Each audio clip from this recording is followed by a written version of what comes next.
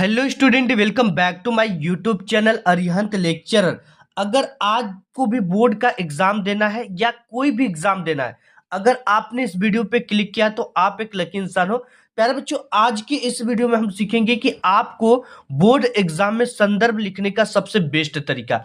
आज की इस वीडियो में वो तरीका बताऊंगा जो कि अभी तक पूरे यूट्यूब पर आपको किसी ने नहीं बताया होगा, और ये इतना बेस्ट तरीका है कि अगर आप जैसा मैं बताऊंगा वैसे लिख दोगे तो टीचर चाहे जिस विचारधारा को, चाहे जिस प्रवृत्ति का इंसान हो, लेकिन अगर उसके सामने आपकी लिखी हुई कॉपी जाएगी तो अगर उसका दिल पत्थर का भी होगा तो भी उसका पिघल जाएगा और वो पूरा का पूरा नंबर देने के लिए मजबूर हो जाएगा।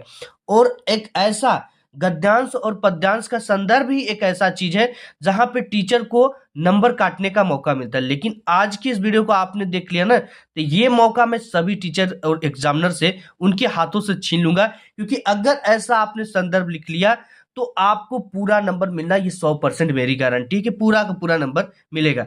ठीक है, देखो बोर्ड एग्जाम में क्या होता है कि आपने क्या लिखा है ये कम मैटर करता है, आपने कैसे लिखा है ये सबसे ज्यादा मैटर करता है। तो आप अगर इस वीडियो को देख रहे हो तो एक एग्जामिनर से देख रहे हो और आप एक लकी इंसान हो, और आज के बाद आपका बोर्ड एग्जाम में एक भी नंबर नहीं कट सकता है। चाहे आप क्लास 10th में हो, चाहे आप क्लास 12th में हो, चाहे जिस भी क्लास में हो, ये लिखने का सबसे बेस्ट तरीका है। आज की इस वीडियो में हम बात करेंगे कि आपको बोर्ड एग्जाम में संदर्भ लिखने का सबसे बेस्ट तरीका क्या होता है। अगर ऐसे आपने संदर्भ लिख दिया तो आपके टॉपर बनना पक्का है। टॉपर ऐसे ही लिखते हैं आप बोर्ड एग्जाम में संदर्भ। अगर आप में 12 नंबर का आता तो 12 नंबर पक्का, 6 नंबर का आता तो 6 नंबर पक्का, जितने भी नंबर का आता वो नंबर आपको 100% गारंटी पूरा का पूरा मिलेगा। ठीक है, और अगर आज की इस वीडियो को आपने देख लिया तो आपकी कभी जिंदगी में एक भी नंबर नहीं कटेगा, ये मेरी 100% गारंटी है। ठीक है, बहुत सारे बच्चे कहते हैं सर मेरा 70 मार्क्स का था और मैंने 70 में 70 करके आया था, लेकिन जब रिजल्ट आता तो उनके 40 नंबर ही आते हैं। अगर आपका बोर्ड का पेपर 100 नंबर का है, अगर आप कहोगे कि 100 में 100 नंबर करके आए थे, लेकिन जब रिजल्ट आता है तो उनका 80 नंबर ही आता है। यानी कि ये जो 20 नंबर है, 25 नंबर है, ये कट रहे हैं। ये कहाँ पे कट रहे हैं? अगर आज की इस वीडियो को देख लिया तो आपके ये नंबर कभी नहीं कट पाएंगे। ठीक है, आज की इस वीडियो में हम सीखेंगे the new best method of the board exam. आज की इस वीडियो में संदर्भ आपको लिखना और प्लस उसकी व्याख्या करना, और उसके साथ एक प्रश्न आता है उसका उत्तर कैसे लिखना। आज की इस वीडियो में हम ये भी देखेंगे संदर्भ जो लिखना है वो गद्यांश का भी लिखने का तरीका और पद्यांश का भी तरीका। ठीक है, क्योंकि गद्यांश में संदर्भ लिखने का तरीका अलग होता है एंड पद्यांश में लिखने का तरीका अलग होता है, और वही चीज एग्जामिनर देखो आपको जज कर लेता है कि वो बच्चा जो है वो किस टाइप का है। तो इसके लिए संदर्भ को कैसे लिखना है, तो सबसे पहले यहाँ पे हमारे पास एक क्वेश्चन पेपर है एंड यहाँ पे इस तरह का आंसर शीट है। ठीक है, आंसर शीट के खींचने के लिए सबसे पहले एक स्केल की जरूरत पड़ेगी। स्केल से आपको क्या करना है, एक स्केल से ज्यादा की दूरी लेकर ये साइड वाली पाई सबसे पहले ब्लैक पेन से खींच लेना है। आपको बोर्ड एग्जाम में ब्लैक एंड ब्लू दोनों तरह के पेन का आप यूज कर सकते हो। ठीक है, ब्लैक के लिए क्वेश्चन नंबर डालने के लिए, साइड वाली पाई खींचने के लिए, वर्णनात्मक प्रश्न खंड ब वगैरह डालने के लिए। तो सबसे मेन चीज होती है कॉपी लिखने से पहले कि कॉपी की शुरुआत कैसे की गई है। कॉपी की शुरुआत करना आपको आना चाहिए। ठीक है, बाकी आगे आपने क्या लिखा है वो टीचर आपके 2-3 पेज से ही अंदाजा लगा लेगा और आपको उसी हिसाब से एवरेज नंबर देता चला जाएगा। तो सबसे पहले एक स्केल के ज्यादा की दूरी लेकर ये साइड वाली पाई आपको अच्छे से धीरे से खींच लेना है। ठीक है, और स्केल जब भी एग्जाम में लेकर जाएंगे प्यारे बच्चों तो 30 सेमी का स्केल लेकर जाएंगे, क्योंकि इससे क्या होता है कि एक बार में पाई खींच जाती है। ठीक है, क्योंकि जो आपका आंसर शीट होता है बोर्ड एग्जाम का वो आपका होता है 18 सेमी का, तो ऐसे में 15 सेमी का स्केल लेकर जाओगे, 2 बार लगाना पड़ेगा जिससे लाइन नीचे वाली टेढ़ी हो जाती है। इस तरह का लाइन खींच लिया हमने। अब इसके बाद ये आपका क्वेश्चन पेपर, जिसमें सबसे पहले आपका आता है खंड ब। ठीक है, और खंड ब में किस टाइप के प्रश्न मिलते हैं प्यारे बच्चों, ये मिलता है वर्णनात्मक टाइप के प्रश्न। अब इसी की शुरुआत करना सबसे इंपॉर्टेंट है। सबसे पहले आपको ये आंसर शीट मिलेगा। ठीक है, अगर आप 10th या 12th में हो तो वीडियो को अंत तक जरूर देख लेना प्यारे बच्चों। मैं आपसे गारंटी देता हूं कि इस वीडियो को अगर आपने देख लिया तो आपके कभी जिंदगी में एक नंबर नहीं कट सकते हैं। ठीक है, और इस वीडियो को अभी तक आपने लाइक नहीं किया तो एक लाइक कर दो और सभी अपने मित्रों में शेयर भी कर देना। तो सबसे पहले आपको ब्लैक पेन लेना है एंड ब्लैक पेन लेकर ऊपर आपको इसके शीर्ष पर डालना है खंड ब, क्योंकि इस जब भी हम गद्यांश करेंगे तो ये कोई भी खंड हो सकता है, खंड ब हो सकता है, खंड स, खंड द, जो भी आप में खंड होगा वो खंड सबसे पहले आपको डालना है। तो यहाँ पे हमको खंड ब है, तो ऊपर हम क्या करेंगे, इसके शीर्ष पे खंड ब डालेंगे। यहाँ पे प्यारे बच्चों इसके हेड पर हमको सबसे पहले क्या डालना है, खंड ब डालना है। तो यहाँ पे हम लिख देते हैं खंड ब। अब खंड ब जैसे लिखते हैं, इसके नीचे स्केल से डबल पाई खींच देंगे।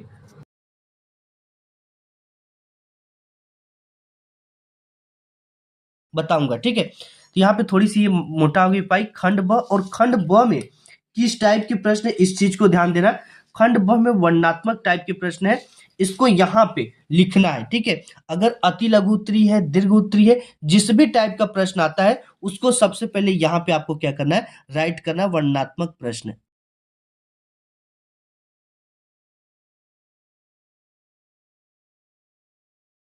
तो देखिए हमने यहाँ पे डाल दिया वर्णनात्मक प्रश्न। और ये जो गद्यांश आता है ये प्रश्नोत्तर संख्या 21 के अंतर्गत आता है।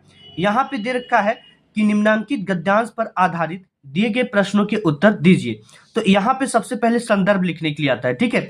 तो सबसे पहला चीज यही है कि आपको एग्जामिनर को ये बताना है कि आपने किस क्वेश्चन का आंसर लिखा है, क्योंकि जो एग्जामिनर होता है वो एग्जाम की फ्रंट पेज पर इस चीज को चढ़ाता है बार बार, ठीक है। कि बच्चे ने 21 नंबर में, 6 नंबर में, 5 नंबर पाया, 4 नंबर पाया, 3 नंबर पाया, लेकिन इस वीडियो को देख लोगे तो वो 6 नंबर ही चढ़ाएगा, ठीक है। देख लेना ये चीजें।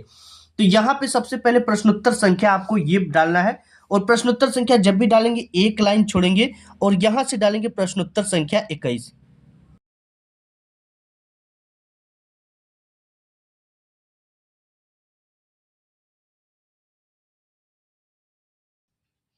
अब जैसे हमने यहाँ पे डाला प्रश्नोत्तर संख्या 21, इसके नीचे स्केल से डबल पाई खींच लेना है। अब देखिए हमने यहाँ पे प्रश्नोत्तर संख्या 21 और इसके नीचे डबल पाई खींच लिया। अब एक चीज आपको ध्यान देना है, सबसे पहले जो ये गद्यांश आता है, ये गद्यांश में देता है कि उपयुक्त गद्यांश का संदर्भ लिखिए, ठीक है। प्यारे बच्चों, संदर्भ लिखने से पहले आपको एक चीज एग्जामिनर को ये बताना है कि देखो आप में जो गद्यांश होता है वो दो ठो देता है। एक चाहे तो आप इस गद्यांश को हल करो, अगर आपकी मर्जी है तो इस गद्यांश को हल करिए, ठीक है।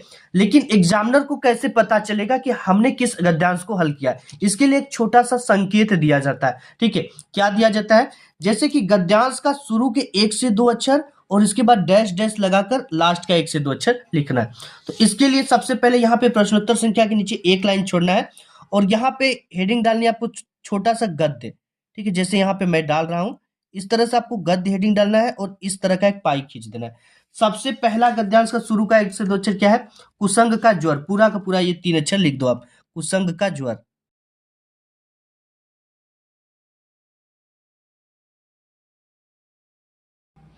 अब यहाँ पे कुसंग का ज्वर हो गया, इसके बाद आपको इस तरह से डैश डैश लगा देना है, ठीक है। अब लास्ट 1 से 2 अक्षर इसका क्या है, उठाती जाएगी, इस चीज को यहाँ पे, इसके बाद यहाँ पे लिखना है उठाती जाएगी।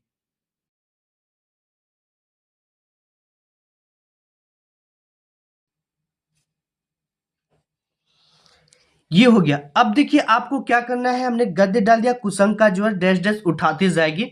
इससे एग्जामिनर को ये पता चल गया कि बच्चे ने पहले गद्यांश को हल किया है।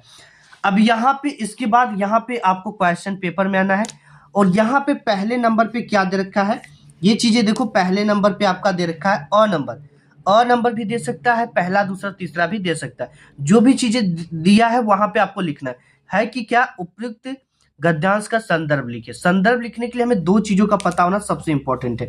एक तो पता होना चाहिए कि ये किस पार्ट से लिया गया है और दूसरा पता होना चाहिए इसके जो लेखक हैं वो कौन है। ये दो चीजें पता रहेगा तो आसानी से हम संदर्भ लिख सकते हैं किसी भी पाठ का। तो ये पाठ आपका लिया गया है मित्रता नामक पाठ से, ठीक है। और इसके जो लेखक हैं वो स्वयं आचार्य रामचंद्र शुक्ल जी हैं, आचार्य रामचंद्र शुक्ल जी हैं, ठीक है। अब देखिए इसको लिखना कैसे है, सबसे इंपॉर्टेंट चीज तो ये है, सबसे पहले आपको अ नंबर यहाँ पे डालना है, एक लाइन छोड़नी यहां से और यहाँ पे क्या डालना है, अ नंबर आपको इस तरह से डालना है। अब जैसे हमने यहाँ पे अ नंबर डाला, इसके बाद अ नंबर पे क्या है, संदर्भ लिखने के लिए बोल रहा है। तो यहाँ पे आपको हेडिंग डालनी है संदर्भ। यहाँ पे हमने डाला हेडिंग संदर्भ, इसके नीचे स्केल से डबल पाई खींच देंगे।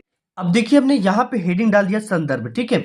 अब संदर्भ कैसे लिखेंगे, आपकी हैंडराइटिंग खराब है तो कैसे लिखना है कि आपको पूरा का पूरा नंबर मिले, ये ट्रिक भी आज की इस वीडियो में शेयर करने वाला हूँ। सबसे पहले आपको संदर्भ, ठीक है। अगर आपने इस वीडियो पे क्लिक किया है तो मैं 100% कहूंगा कि आप लकी इंसान हो, ठीक है। अभी बहुत चीजें मैं आपको बताऊंगा, वीडियो को थोड़ा भी आप लोग मिस मत करिएगा, ना ही स्किप करिएगा। तो यहाँ पे संदर्भ लिखने के लिए सबसे पहले आपको लिखना है प्रस्तुत गद्यांश हमारी पाठ्य पुस्तक, इतना आपको लिखना है।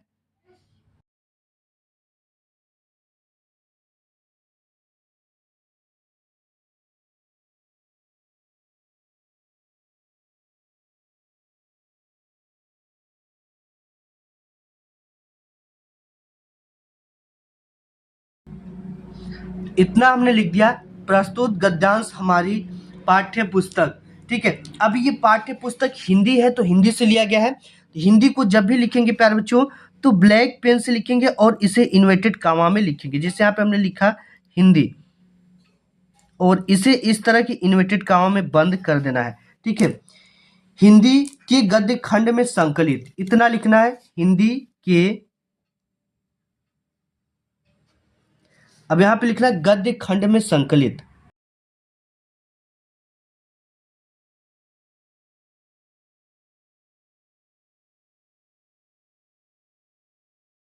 अब यहाँ हो गया हिंदी के गद्य खंड में संकलित, ये किस पाठ से लिया गया है, इस चीज को यहाँ पे लिखना है। प्यारे बच्चों हम जानते हैं कि ये मित्रता नामक पाठ से लिया गया है, इसको यहाँ पे लिख देंगे मित्रता। और यहाँ पे शीर्षक को जब भी लिखेंगे तो ब्लैक पेन से और इस तरह के इन्वर्टेड कामा में लिखेंगे, मित्रता नामक पाठ से लिया गया है।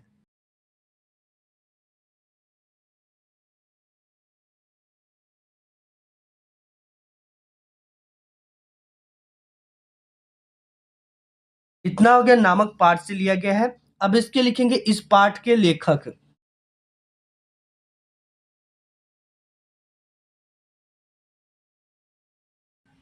इस पाठ के जो लेखक हैं उन्हें हम ब्लैक पेन से इन्वर्टेड कामा में लिखेंगे।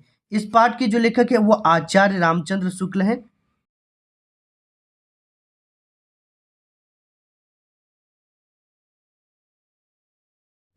अब ये हो गया आचार्य रामचंद्र शुक्ल जी हैं, ठीक है। तो यहाँ पे इनको पूरा इस तरह से लिख देंगे। यहाँ पर देखिए हमने लिख दिया कि प्रस्तुत गद्यांश हमारी पाठ्य पुस्तक हिंदी के गद्य खंड में संकलित मित्रता नामक पाठ से लिया गया है। इस पाठ के लेखक आचार्य रामचंद्र शुक्ल जी हैं। ये तो इसका संदर्भ हो गया प्यारे बच्चों, ऐसे लिखा जाता है। अब यहाँ पे क्वेश्चन और भी इसमें दे देता है, ये देता है ब नंबर, ये है कि रेखांकित अंश की व्याख्या कीजिए। व्याख्या किसकी करनी है, ये यहाँ से लेकर यहाँ तक के शब्दों के नीचे इस तरह की एक रेखा, इस तरह की एक लाइन खींची गई है, इसी की व्याख्या हमें अपने शब्दों में करनी होती है। फॉर एग्जाम्पल जैसे यहाँ पे कि किसी युवा पुरुष की संगति यदि बुरी होगी तो मतलब इस तरह से लिख सकते हैं, किसी भी आज के समय जो नव युवक हैं उनकी यदि दोस्ती, संगति की जगह पे दोस्ती, ठीक है, यदि बुरी होगी, अगर अच्छी नहीं होगी तो उसके पैरों में बंधी चक्की के समान होगी।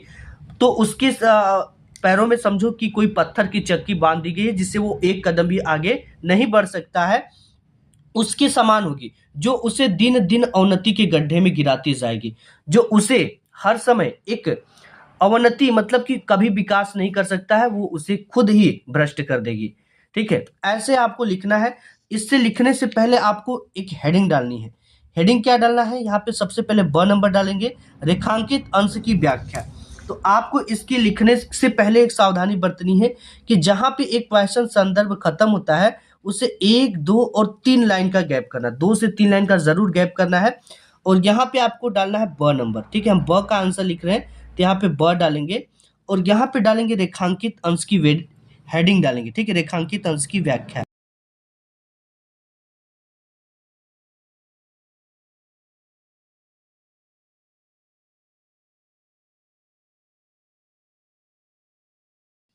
अब इसके नीचे क्या करेंगे, स्केल से डबल पाई खींच देंगे। अब देखिए हमने यहाँ पे रेखांकित अंश की व्याख्या हेडिंग डाला, इसके नीचे डबल पाई स्केल से खींच दिया।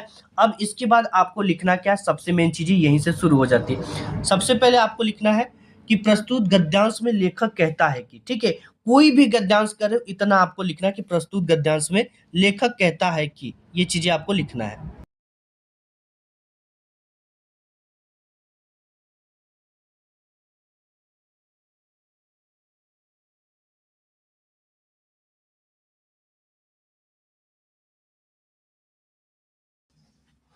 अब देखिए यहाँ पे हमने लिख दिया कि प्रस्तुत गद्यांश में लेखक कहता है कि, अब इसके बाद आपको क्या लिखना है, अब ये जो रेखांकित अंश की व्याख्या के लिए बोल रखा है इसी को लिखना है, ठीक है।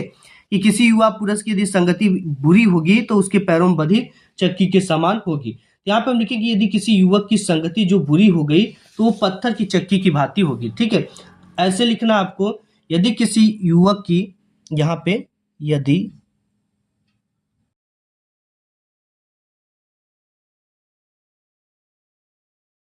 तो यहाँ पर देखिए हमने पूरा लिख लिया कि यदि किसी युवक की संगति बुरी होगी तो वह पत्थर की चक्की की भांति है, इसको पैरों में बंध जाती है, वह गतिहीन हो जाता है, यानी वो कुछ भी नहीं कर सकता जो वो चाहता है, उसकी बुद्धि नष्ट हो जाती है और वह दिन प्रतिदिन विनाश की गर्त में गिरता चला जाता है, वो कभी भी उन्नति नहीं कर सकता।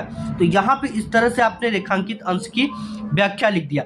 अब इसके बाद एक चीज और आती है, इसमें आती है प्यारे बच्चों की एक 100 नंबर कि कुसंग का ज्वर सबसे भयानक क्यों होता है। यानी एक प्रश्न आता है, उसका आंसर इसी में से आपको लिखना होता है। जैसे यहाँ पे कुसंग का ज्वर सबसे भयानक होता है क्योंकि यह केवल नीति और सद्बुद्धि का नाश नहीं करती बल्कि बुद्धि का भी क्षय कर देती है, इसलिए कुसंग का ज्वर सबसे भयानक होता है। और इसका आंसर आपको पहली या दूसरी लाइन में लगभग मिल जाता है, ठीक है। इसका आंसर कैसे लिखना है, सबसे पहले देखो एक क्वेश्चन समाप्त हुआ तो हमने बताया कि 3 लाइन का आपको गैप कर देना।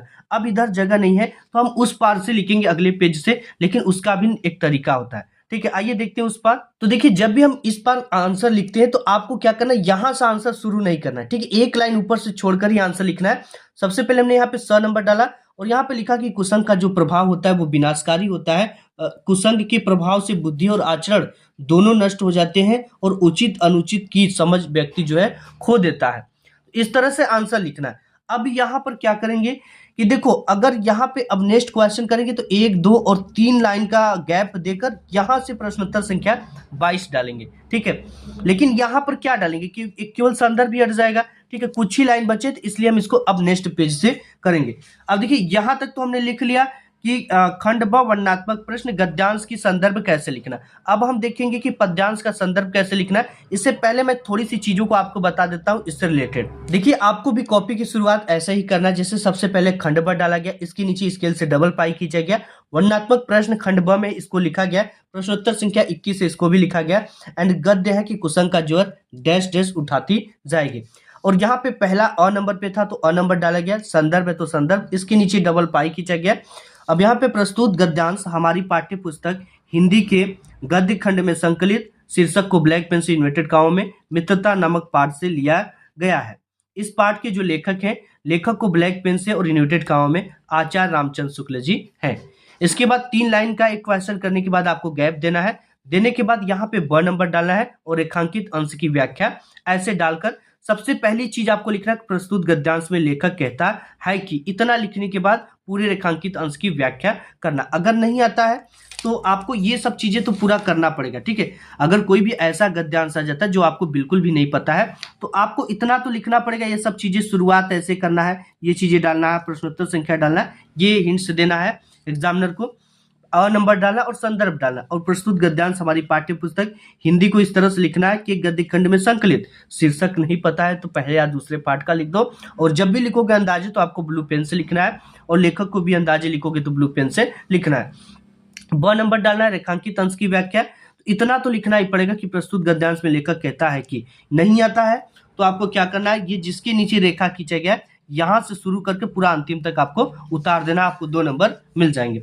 और आंसर की बात करते कि जैसे आंसर नहीं पता है, यहाँ पे देखो कुसंग का ज्वर, इसमें मेन शब्द चुनो, जैसे ज्वर आ गया, ठीक है, भयानक आ गया, यहाँ पे ज्वर और भयानक मिल गया, इसके आगे 2 यहाँ तक कुछ इस दूरी तक आपको लिख लेना है, ठीक है। इस तरह से आपको अगर नहीं पता तो लिखना है। अब इसके बाद देखते हैं कि पद्यांश का आपको संदर्भ कैसे लिखना, बहुत ज्यादा इंपॉर्टेंट होता है और बच्चे उसमें मिस्टेक कर देते हैं, ठीक है। तो आइए उसे भी देख लेते हैं। अब हम देखेंगे कि पद्यांश का उत्तर हमें कैसा लिखना है, ठीक है। और अगर आपकी हैंड राइटिंग खराब है तो आपको क्या ट्रिक लगाना है, ये भी चीज हम देखेंगे। तो इसमें भी आपको सबसे पहले क्या करना, एक स्केल से ज्यादा की दूरी लेकर आपको इस तरह से साइड वाली पाई खींच लेना है। अब यहाँ पर देखिए एक स्केल से ज्यादा की दूरी लेकर हमने ये साइड वाली पाई खींच लिया। अब यहाँ पर देख सकते हो प्यारे बच्चों, आपका आता है 22 नंबर में, यह आता है कि दिए गए पद्यांश पर आधारित 3 प्रश्नों के उत्तर दीजिए। ये क्वेश्चन नंबर 22 के अंतर्गत आता है और इसके नीचे 3 क्वेश्चन का आंसर देना होता है। लेकिन आपको क्या करना है, आपको सबसे पहले आपको ब्लैक पेन लेना है और साइड वाली पाई खींचने के बाद ऊपर से एक लाइन छोड़कर सबसे पहले आपको लिखना है पद्यांश उत्तर। ठीक है, क्या लिखना है? पद्यांश उत्तर। ये चीजें बहुत ज्यादा इंपॉर्टेंट होती है।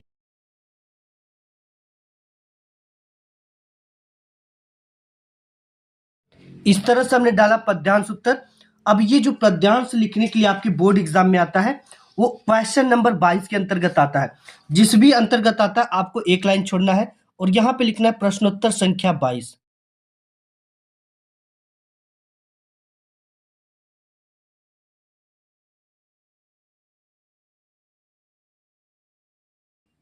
अब इसके नीचे क्या करना है? स्केल से डबल पाई खींच देना है। अब देखिए हमने यहाँ पे डाल दिया प्रश्नोत्तर संख्या 22। ठीक है, 22 के अंतर्गत क्या आता है? इसमें भी 2 पद्यांश देता है आपके एग्जाम में। तो एग्जामिनर को कैसे पता चलेगा कि बच्चे ने किस पद्यांश को हल किया? इसके लिए भी उसी तरह का एक संकेत देंगे, लेकिन इसकी हेडिंग थोड़ी सी अलग रहेगी। अलग क्या रहेगी? उसमें हम गद्य लिखते थे और इसमें क्या लिखेंगे? पद्य लिखेंगे। ठीक है, इस तरह से हमने लिखा पद्य और यहाँ पे इस तरह का हिंट्स दे दिया। पद्य में क्या है? इसका शुरुआत 1 से 2 अक्षर लेंगे, जैसे अतुलनीय जिसके। ठीक है, अब इसके बाद डैश डैश रण गर्जन, इतना लिखना है। ठीक है, अतुलनीय जिसके,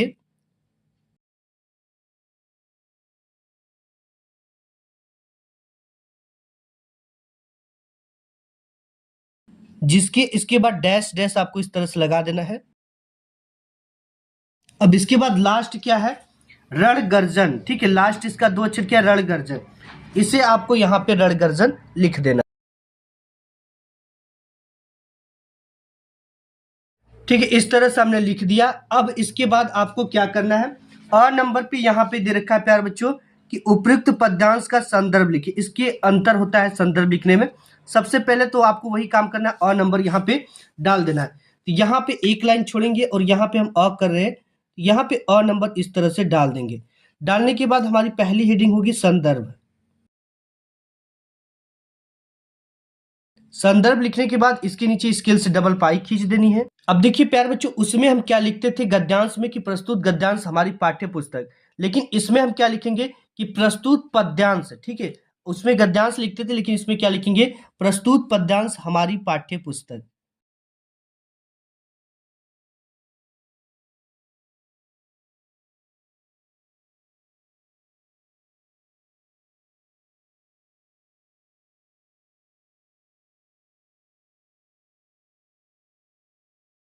अब इतना हमने लिख दिया कि प्रस्तुत पद्यांश हमारी पाठ्य पुस्तक। ये जो पाठ्य पुस्तक है ये हिंदी से लिया गया है, तो हिंदी को हम जब भी लिखेंगे आपको ब्लैक पेन से लिखना है इस तरह से। ठीक है, जैसे यहाँ पे मैं लिख रहा हूँ और इसे इन्वर्टेड कॉमा में लिखना जैसे हमने पहले लिखते हुए आ रहे हैं। इस तरह से ब्लैक से लिख देंगे पद्यांश। ठीक है, प्रस्तुत पद्यांश हमारी पाठ्य पुस्तक हिंदी के। अब देखिए हिंदी के आप इसमें काव्य खंड भी लिख सकते हो, पद्य खंड भी लिख सकते हो। तो हम यहाँ पे लिखेंगे पद्य खंड में संकलित।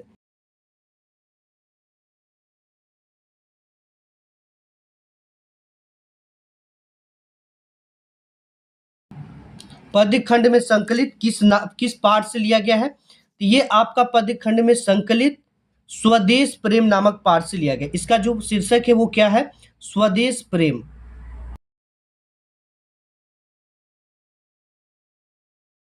और इस तरह से इसको भी इन्वर्टेड कॉमा में लिखना है, स्वदेश प्रेम नामक पाठ से लिया गया है।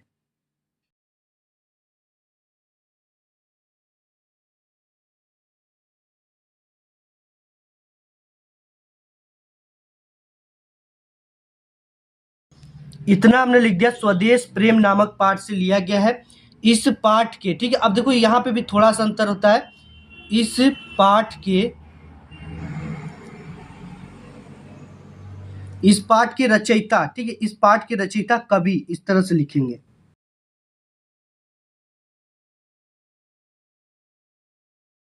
अब देखिए ये जो स्वदेश प्रेम नामक पाठ है ये किस पाठ से लिया गया, इस चीज को सबसे पहले हमने आपको बताया कि आपको सबसे पहले क्या पता होना चाहिए कि ये किस पाठ से है और इसके जो कवि है वो कौन है। ये 2 चीजें पता रहेगा तभी तो हम आसानी से संदर्भ लिख पाएंगे। तो ये है स्वदेश प्रेम नामक पाठ और इसके जो कवि हैं वो स्वयं राम नरेश त्रिपाठी जी हैं। राम नरेश त्रिपाठी जी हैं। इनको आप अच्छी तरीके से तैयार कर लेना, राम नरेश त्रिपाठी जी। इनको लिखेंगे तो हम किस पेन से लिखेंगे? इस पाठ के रचयिता या कवि, उसमें लेखक लिखते थे, लेकिन इसमें क्या लिखेंगे, इस पाठ के रचयिता कवि राम नरेश त्रिपाठी जी हैं।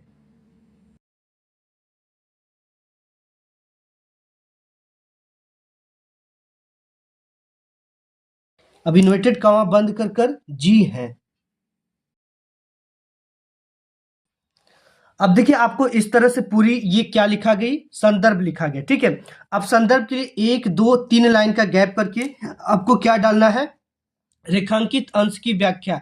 यहाँ पे जब भी डालेंगे तो ये जो रेखांकित अंश की व्याख्या है ये आपका आता है ब नंबर पे। ठीक है, तो यहाँ पे सबसे पहले क्या डाल देंगे प्यारे बच्चों, ब नंबर।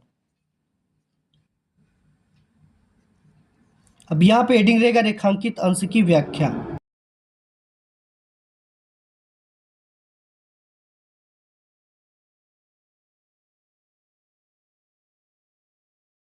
इसके नीचे स्केल से डबल पाई खींच देंगे। अब देखिए इसका भी जो पहला लाइन लिखने का तरीका होता है ये बाकी से अलग होता है। इसमें क्या लिखेंगे, उसमें लेखक लिखते थे और इसमें लिखेंगे कि प्रस्तुत पद्यांश में कवि कहते हैं। ठीक है, इतना लिखेंगे, प्रस्तुत पद्यांश में कवि कहते हैं।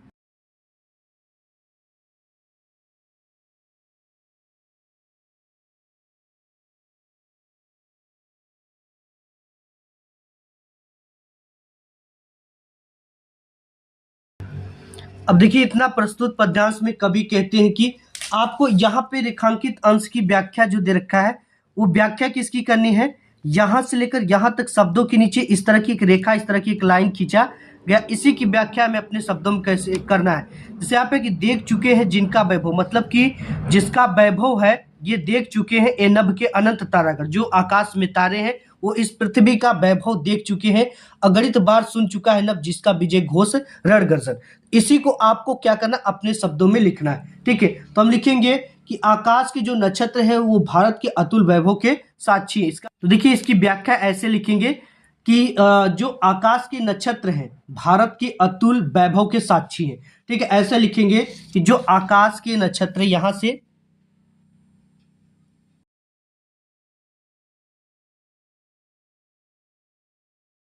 यहाँ पर आप देख सकते हो कि हमने यहाँ पे लिख दिया कि आकाश के जो नक्षत्र हैं वो भारत के अतुल वैभव के साक्षी हैं और गरजती हुई लहरें द्वारा समुद्र इसके जयघोष सुनने का साक्षी है। ठीक है, तो आपको इस तरह से लिखना है जैसे यहाँ पे मैंने लिखा हूं। और इसके साथ ही साथ एक प्रश्न आ जाता है कि उपयुक्त पद्यांश में किसका वर्णन किया गया, एक 100 नंबर का क्वेश्चन आता है। इसको जब भी लिखेंगे तो हमने बताया कि आपको नेक्स्ट पेज से लिखना है। तो देखिए यहाँ पे हमने 100 नंबर डाला और यहाँ पे लिखा कि उपयुक्त पद्यांश में भारत की महिमा का वर्णन किया गया है। अब देखिए अगर आपकी हैंड राइटिंग खराब है तो आपको कैसे लिखना है एग्जाम में। देखिए अगर आपकी हैंड राइटिंग खराब है आपको पूरी प्रोसेस इसी तरह से कॉपी लिखना है। ठीक है, अब इसके साथ ही साथ आपको जैसे यहाँ पे हमने लिखा पद्यांश उत्तर प्रश्नोत्तर संख्या 22, पद अतुलनीय जिनके डैश डैश रण गर्जन, शुरुआत के 1 से 2 अक्षर और लास्ट के 1 से 2 अक्षर। संदर्भ अ नंबर पे है तो अ नंबर डालना है। संदर्भ प्रस्तुत पद्यांश हमारी पाठ्य पुस्तक हिंदी के पद्य खंड में संकलित स्वदेश प्रेम शीर्षक को ब्लैक पेन से नामक पाठ से लिया गया है और इस पाठ के जो रचयिता कवि हैं वो राम नरेश त्रिपाठी जी हैं। जो कवि हैं इनको ब्लैक पेन से इस तरह से इन्वर्टेड कॉमा में लिखना है। अब इसके बाद देखो आपकी अगर हैंड राइटिंग खराब है तो आपको कैसे लिखना है। हम आपको बता दें कि जो गद्यांश और पद्यांश होता है इन्हीं दो को आप अच्छी तरीके से हैंड राइटिंग बैठाकर लिखना। ठीक है, क्योंकि बोर्ड एग्जाम में जो एग्जामिनर होते हैं कॉपी चेक करने वाले वो काफी फास्ट होते हैं, उनको पर कॉपी चेक करने का पैसा मिलता है। ऐसे में वो क्या करेंगे, अगर आपकी शुरू के 2 से 3 पेज अच्छे हैं और आपने जितने भी आंसर लिखे वो सही लिखे तो वो ये समझ जाएंगे कि ये बच्चा पढ़ने में अच्छा है और बाकी आगे जितने भी क्वेश्चन का आंसर लिखा होगा वो सही लिखा होगा, उसी हिसाब से आपको एक एवरेज नंबर वो देते चले जाएंगे। ठीक है, इस चीज का ध्यान देना, फर्स्ट 2 से 3 पेज में बिल्कुल भी कट क्रॉस नहीं करना, इस चीज का भी बहुत ज्यादा ध्यान देना। अब आपको बोर्ड एग्जाम में हैंड राइटिंग खराब है तो आपको ट्रिक क्या लगानी है, देखो आपको क्या करना है, ये शब्द हो गया प्रस्तुत और पद्यांश, इन दोनों के बीच की जो दूरी है वो पेन की मोटाई इतना आपको रखनी है। ठीक है, जो पेन की मोटाई होती है, अगर आप थोड़ा सा तिरछा लिखते हो तो पूरा शब्द आपको तिरछा लिखा होना चाहिए, नहीं कि कुछ शब्द तिरछा लिखे, कुछ सीधा लिख दे, कुछ इस तरह से लिख दे। ऐसे में कॉपी बिल्कुल देखने में बुरी लगेगी, खराब लगेगी। और इसके साथ ही साथ ये जो जैसे कि यहाँ पे प्रस्तुत, इसकी जो नीचे की दूरी है ये सभी मेंटेन होना चाहिए। ठीक है, जैसे यहाँ पे हमने कुछ हल्का से गैप करके रखा है तो आपको वैसे भी सभी दूरी समान होना चाहिए, आपके जो अक्षर है वो देखने में अच्छे लगेंगे। ठीक है, तो इस तरह से आपको कुछ सावधानियां बरतनी है। और ये जो इसका माथा होता है ना, बहुत सारे बच्चे क्या करते हैं, केवल 100 में भरेंगे, केवल री में ये माथा देते। आपको पूरा इसका माथा यहाँ से लेकर यहाँ तक क्या करना है, भरना है। ठीक है, इस चीज का ध्यान देना। और इस तरह से लिख कर आओगे तो मैं 100% नहीं 110% गारंटी लेता हूं कि आपके एक भी नंबर नहीं कटेंगे। वीडियो पसंद आए तो लाइक करना, अपने सभी मित्रों में शेयर कर दो। ठीक है, इंस्टाग्राम, फेसबुक, हर जगह इसकी तहलका मचा दो। आज की इस वीडियो में बस इतना ही, मिलूंगा एक नेक्स्ट वीडियो में, तब तक के लिए धन्यवाद।